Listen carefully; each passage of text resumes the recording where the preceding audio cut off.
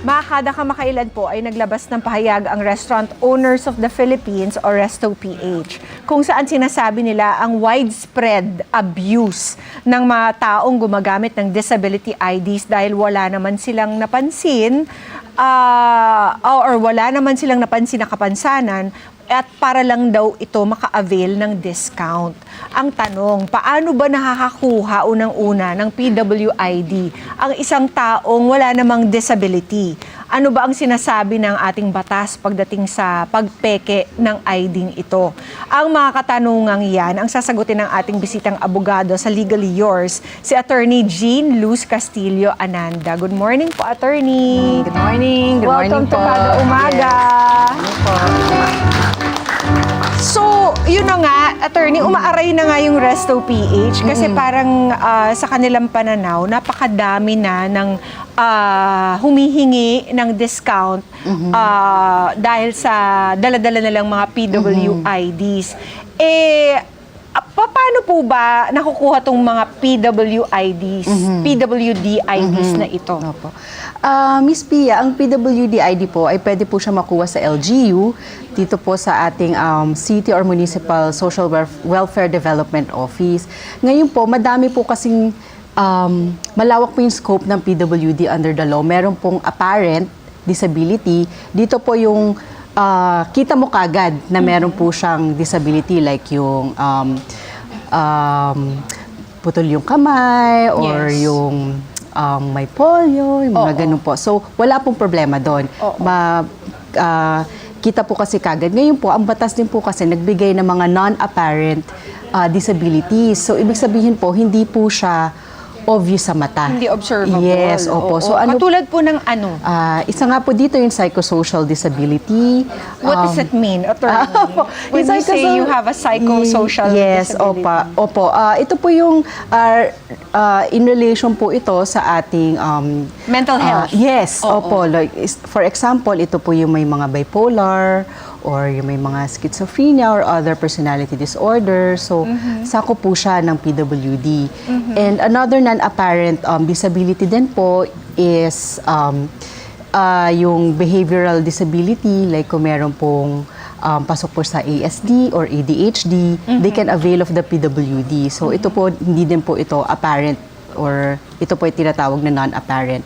And also, yung mga chronic diseases that are not visible or non-apparent. So, covered like din po siya. diabetes? Yes po, opo. But not all diabetes. As long as nagpo-produce po siya ng complication like blindness or yung minsan po yung nagkakaroon ng foot ulcer. Opo. Okay. So, hindi naman po automatic na diabetic ka is pwede ka na po din mag-PWD.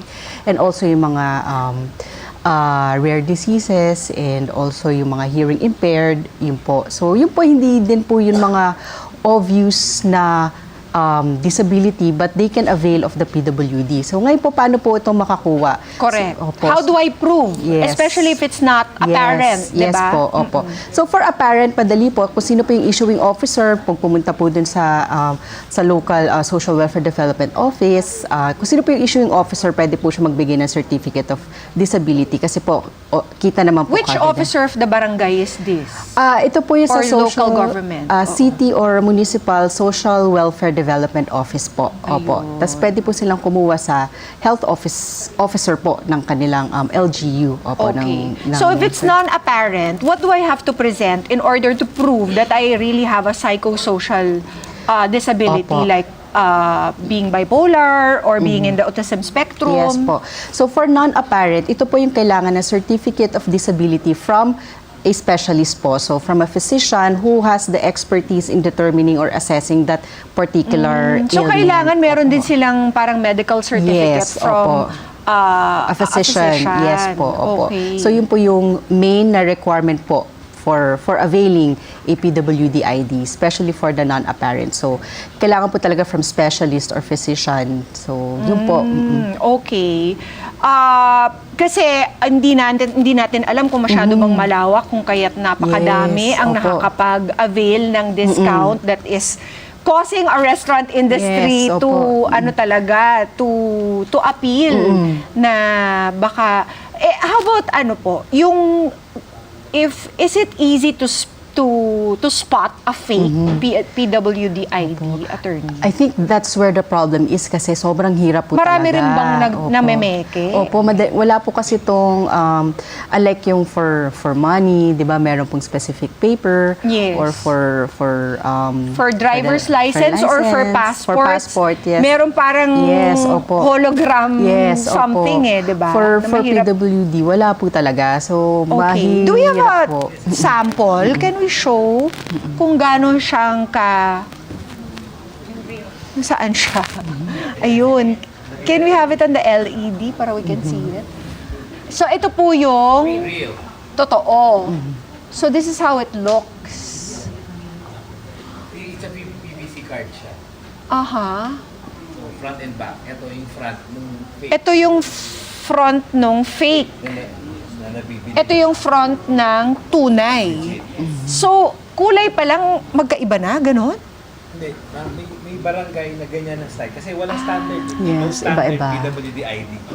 So, wala pa lang... Yes, for- Iba-ibang itsura Yes, sa nila. mga LGUs, they have their own style, they have their own design. So, So, mahirap yes. talaga ma-determine ng isang establishment Yes, opo. kung ito ay totoo or hindi. Yes, opo.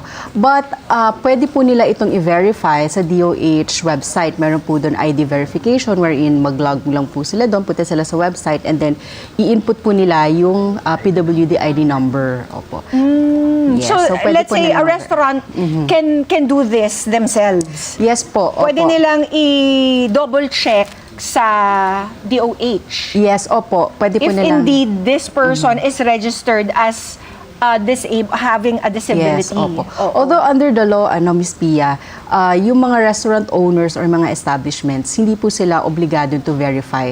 Kasi ang minimum requirement Yes. lang ng batas is that as long as Oo, meron but siya. for their own sake. Yes, opo. Oo, kaya lang, yun nga there's also like this fear Yes. na baka ma-accuse ka of being Yes. discriminatory Yes, opo. kapag kinwestiyon mo, Yes, hindi opo. po ba, attorney? Yes, opo.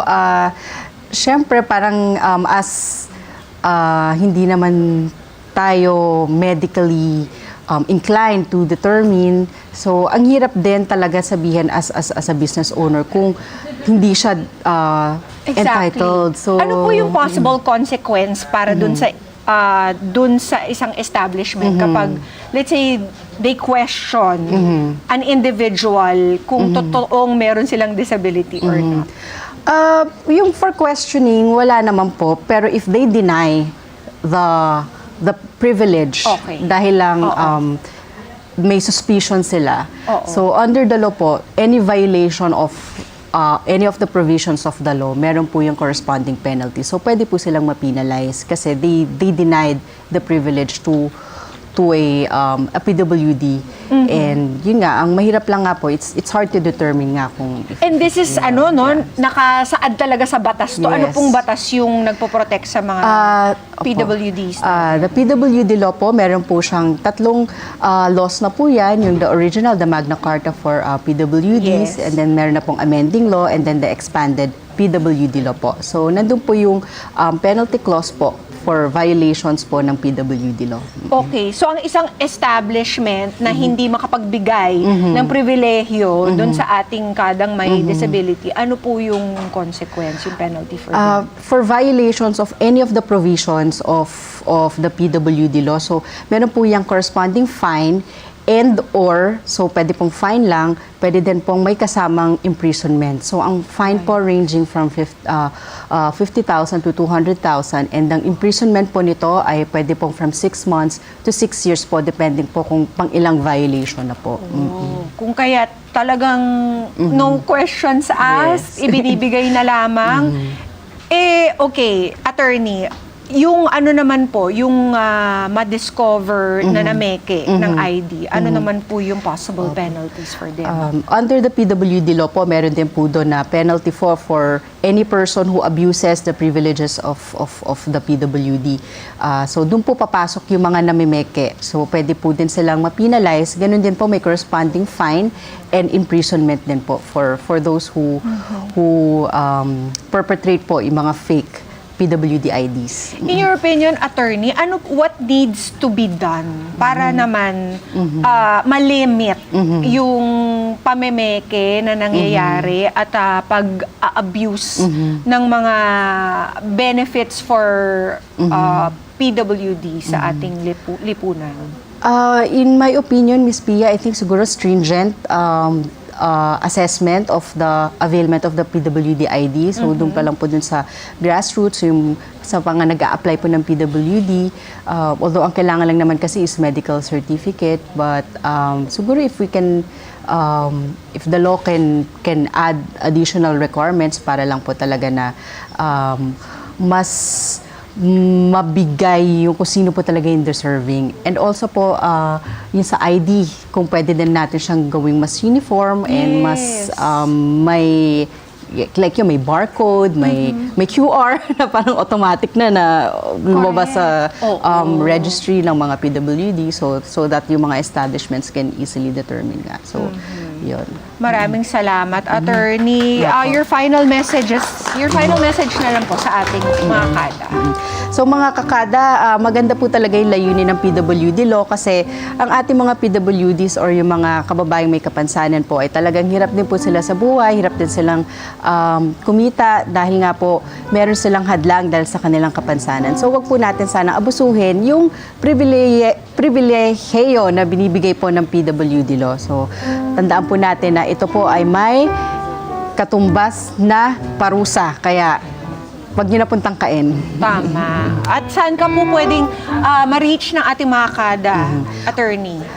Pag meron po kayong kadagdagan ng katanungan po sa kahit ano po tungkol legal, pwede niyo po akong i-email sa info@arblaw.ph. Maraming salamat, Attorney G. Thank you po, Ms. Pia. Have a great day ahead. At mga kada, ang PWD ID po ay isang pribilehyo na binibigay sa mga kababayan nating may disability para makatulong sa kanilang medikasyon at pang-araw-araw na gastusin. Hindi po ito dapat gamitin at abusuhin ng kahit sino para lamang sa pansariling kapakanan, lalo na kung sila naman ay walang kapansanan. Mga Kanet 25, this is Pia Guanyo Mago. For more Kada Umaga updates, please click the subscribe button and follow us on Net25 social media pages at Net25TV and at Net25 Entertainment Facebook page. See you guys. Bye!